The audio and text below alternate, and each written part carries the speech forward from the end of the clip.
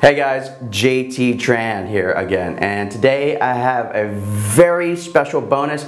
Two incredible guests, Katie and May from Two Asian Matchmakers. Introduce yourself, ladies. Hi, I'm May Huey. I'm with Two Asian Matchmakers in Los Angeles, and we run a boutique matchmaking company catering to serving the Asian men and women out there in Los Angeles and Orange County. And I went to UC Santa Barbara. I majored in sociology and communications, and I love what I do now, which is connecting two people together and hopefully, you know, making a lot of everlasting relationships. Yeah, where the sparks fly. Hi, and I'm Katie Chen. I'm May's business partner. So I'm from San Diego originally, and went to UCLA, the University of Caucasians, lost among Asians. So I know a lot about the Asian community, but obviously it's very diverse. So what I love and we love is really getting to know each individual, even though there's a lot of commonalities between us Asians. So can't wait to talk more about that today. Yes, everybody's favorite topic. We actually met for the first time at the Great Asian Love Debate. That's right. Where it was like 100 men and 100 women, and I love that because you have both genders and everybody wants to figure out what the other person is thinking, right? Behind the curtain. Yeah, but then it's like, as guys, I think we're pretty simple, but it's women that are really complex. But during the actual debate, more women were asking questions. No, they were a lot more vocal than I guess assumed they would be. Yeah. So whenever we put up that video, check that out because it was really interesting to hear both sides of the coin. Right. But you know, before we get into that, let's talk about matchmaking. What is that kind of traditionally, and how is it that you are helping Asian guys with matchmaking? Like, why would they come to you, and what is that you do with matchmaking?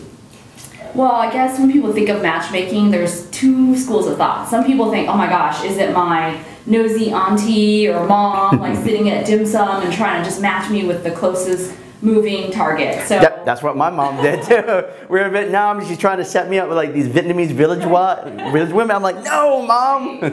So yeah, I mean, even as Americanized as a lot of you know, Asian Americans can be, they're still very tied to their family. So we get that group that comes in and says, can you match me with what my mom wants? And then there's a group that says, you know what, I need to find love. I've tried what my mom wants, it doesn't work. And so we just try to listen to kind of what they want and try to figure out realistically, are the women also looking for who he is? And right. So you actually, you get guys that are like, okay, I want a wife because that's what the mom wants. Right. Oh man. All right, so they come to you and they fill out like a questionnaire, you interview them, right? They fill out a profile online, and then we ask them 10,000 questions, maybe like 50 questions, and just to get a feel for who they are, who they're looking for, what their previous relationships were like, any patterns, get to know them, kind of find out who they want, and then we figure out who they actually need. Right. So then we interview them and interview the women as well and the men, and then we just use our intuition and based on their personalities and what we know about them, and we hopefully set them up. Cool. I mean, it's very similar to what I do, but it's sort of on the different side of the coin, where guys come to me and they're not ready to date. So we teach them how to date, yes, right? How to talk to girls, how to be confident, and then they come to you, and then once they know how to date, they can meet people. Right. They have the initial couple of steps down. Right. Always a constant work, even when they work with us, but at least you deal with like, let's make you presentable to the women. Right. Like how to have conversation. Right. So they come to you and you set them on dates with girls, right? Yes. And how does that typically unfold? And what is different between, let's say, a mainstream matchmaking and Asian matchmaking? Wow, that's a lot of, there's a lot of differences, but I guess the main ones are, well, there's always, even if you are looking for yourself and this is your own personal preference and you finally zeroed in on it, there's always the cultural kind of voice behind it. Like, okay, definitely you want to find someone who's family oriented because you're probably family oriented, and you want to find someone who is a good, maybe intellectual match. It doesn't mean just education, but education is pretty important. A lot of the Asian guys that come to us want someone who probably has a BA and above. Okay. Or at least has some kind of intellectual foundation. And so those are the major things. And then basically, then you have to take that into account. You can't just say, well, okay, I'll set you up with a really hot girl, and that's what you want, but you know, she doesn't have all those long-term things, because it's not going to work out in the end when you bring her home. So they want to bring home someone that they're proud of, that they can share and not be embarrassed by her. They want someone presentable for Christmas. Okay, fair enough. So let's say guy goes on a date. What is the general process if he doesn't find her attractive, or maybe like the girl comes back to you and says, this is not working out for me? Well, a lot of times when people come back to us, they say, well, I really like them, but this, or, you know, he's a great guy, but not for me. It's usually chemistry, right? It's, I would say 85–90% of the time people say it's chemistry. So we just need to delve a little deeper and say, okay, well, he has these core things that you're looking for. If you don't like the way he dressed, well, don't you think you can change that later when you're together? Like, there's some things that people can change. What you can't change are if he or she does not want children. You know, very seldom are they going to change their minds later. Right. Or like their religion. I mean, those things are tougher to... They're pretty much set in stone. Right. But there are some things that are very negotiable, such as where they live, or, you know, their hobbies. Like, it's great if they don't have all the same hobbies or interests. That way you can share and things like that. But when they come to us after the date, if they're not interested in each other, then we ask them more questions, and hopefully we get to a better match after that. Okay. The more we learn about them, the better. Got you. And what would be like a success to you guys, or a success to your students? Well, a lot of people have been dating, I think, either online, and they're like, wait, the photos don't even match up. They're doing like that MySpace kind of angled selfie. Someone walks in and they're right in front of you and you still don't recognize them. And so I guess for us, success is people have been dating on their own for a while, usually online or through friends, through like, you know, moms that try to set them up. And so when they get to us, they're already kind of, oh gosh, this is a last ditch effort. But basically, when they can say, this was a great first date, I'm relieved, and that's great, because maybe it's been a couple of years or been like a decade or something since they've been dating on their own, because some of the clients are really in their 30s, you know, when they come to us, because they're ready to settle down. So you might have been dating on your own for like a decade. So if you can find a relationship through us after 4 to 6 months, you're happy, and that's success to us. You're like, oh, okay. It's been rough on their own. Or maybe they're just so picky, or they've never gotten date feedback from matchmakers or their friends or the people they've been dating, and that helps them become better daters. So sometimes people don't find their Mr. or Mrs. through us, but because they've learned a lot in the process, they're like, wow, you've really helped me become a better dater. I can now go pick up on someone at a coffee shop and be confident. Or, gosh, you really taught me that women like these 10 things. I'm going to be a better dater in the future. So the date coaching that we give them is... Absolutely. Especially, at least in my opinion, date coaching for Asians is so instrumental, because we don't have that sort of oral tradition that other ethnic groups have. Because, like, you know, my stepdad got thrown into like a re-education camp back in Vietnam, and he came back, you know, much later. And what could a Vietnamese guy, you know, back there tell me about dating here in America? So we really don't have that kind of, you know, the older brother and the fathers that tell their young men and sons and little brothers what it's like to date here in America. Right.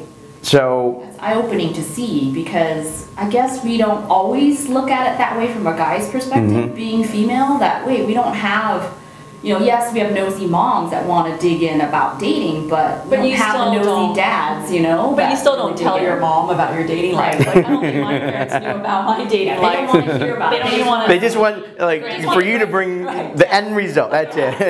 It's like laws and hot dogs. You know, no one wants to know how they're made. They come. Because one interesting thing about when guys get feedback, especially if they're open to it, what I've noticed for a lot of guys, not all guys, but a lot of guys, is as guys, we can be very delusional. We can lie to ourselves a lot. Like, a woman knows how attractive she is based off of sort of the feedback that she receives from people, from dates, and how well she's dressed. But a guy, and I've had this so many times where he completely believes he's a pimp and a Mac Daddy. I'm like, dude, you need to work on yourself, right? She's not hitting on you. She's just tying her shoes or something. Right. I mean, do you find that with your students? Yeah, sometimes. I mean, especially guys that come to us, they're like busy professionals and they've had some success in their careers. Especially being Asian, you're hammered in, like, get good grades, get a good career, you know, buy a condo in the right area or something, and so you get that in your head, and some of the guys think, well, I've done all those things, so where's the girl? Where's the dream girl? I don't understand. So they never get told that, hey, you know, you should make a girl feel like sexy, or you should compliment her, or you should, you have to kind of go through the dating, wooing process, and so you can't simply show up with a college degree in a car and like, all right. Well, that's the thing with some of the guys, because they're doctors and their parents are so proud and they're making a lot of money, they feel that sense of entitlement where they're like, I want that hot, you know, the 10s, the 9s and 10s. And you're like, wait, hold on, you need to work on your social skills. Like, just because you're a doctor doesn't mean you deserve a 9 or a 10. Okay. You know? Yeah. So before we close out, what is one piece of advice that each of you ladies would give an Asian guy that's coming in? Well, one piece of advice I would give the Asian men out there is kind of figure out who are the Asian women or the women in general who are hitting on you. If they all have kind of like the same look or the same type of women, those are the women that you're attracting. So those are the women you should give them a chance. Okay. So if the constant 6 or 7s are attracted to you, those are the ones you should be meeting, because that is telling you that they're the ones that want you. So if you would give them a chance, it could be a very productive relationship. Okay, awesome. Yeah, I think that that's very true. And if you want to go outside of that, then you need to figure out how to evolve. You know, you need to figure out, well, what do I have to contribute to the girl of my dreams? Like, what is she looking for? So you either already have that, and like you were saying, like, Asian culture is not a very vocal, expressive culture, so you need to get there. I think that's a major thing. You don't have to just date Asian women. Maybe a lot of Asian guys don't want to date Asian women. Then you need to figure out what is going to speak to that type of woman. And if she is an Asian woman, what's going to speak to her? So figure it out and try to present that part of you, because that's really what dating is. It's like a job interview. You don't just go in there thinking, I'll present nothing, or they know my credentials. You have to tailor a couple of key things and go into your first couple of dates that way and land the job, I guess. Yeah, well, it's like what Seinfeld said. You're sending your best representative forward, right? Yeah. All right, great stuff. Love hearing about all the help that each one of us in our different industries can help Asian guys like you. So how can our audience find you guys? They can find us at twoasianmatchmakers.com in Los Angeles. And we're local, and our phone number is 310-876-2291. So we're here to talk to you if you need some help. All right. I'll also put it down in the description box, so check it out, guys. All right. Be sure to subscribe to our YouTube and check out the next video that's coming up. Later, guys. Bye. First of all, thank you, Chaz, for agreeing to do this interview on being married, and congratulations on your nuptials. Thank you. Thank you. Yeah, but for a quick background, you took the Seattle boot camp like